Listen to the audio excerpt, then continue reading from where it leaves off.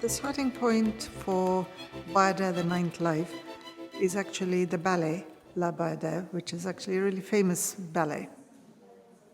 As an Indian, when you look at it, you begin to wonder whether actually any of it is recognizable to you. So that sort of made me think about how much people knew about India in the 19th century.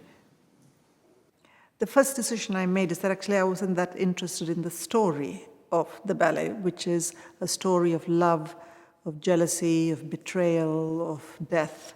So Act 1 is actually where a young contemporary Indian, a 21st century Indian who lives in Britain, is on stage with his iPad. And he actually is writing a blog post about the ballet that he saw the night before. The characters in the story that he's talking about, they kind of overwhelm him and they take him back, they make him into the fantasy Bayadère. And actually the Bayadère just means a temple dancer from India.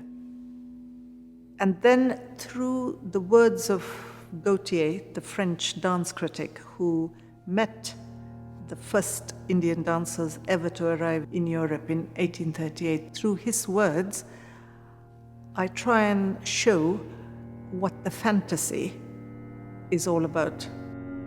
Imaginations are stirred.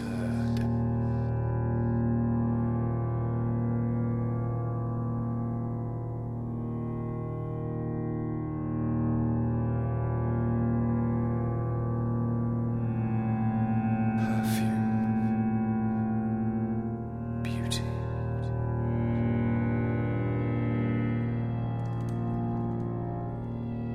Sunshine. One way he just adored them because they were his fantasy come true. In another way, he found a lot of things about them very off-putting, like the fact that they had pierced noses. Other things, he just found them exactly what he desired, and in some ways he found them too alien.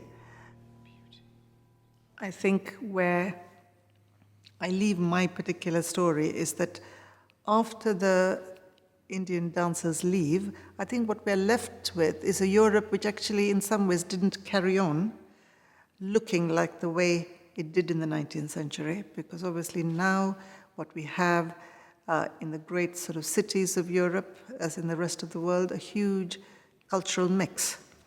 So the piece kind of ends with a vision of a different kind of Europe, a Europe which actually knows a lot about India, and it knows about India in an incredibly different way.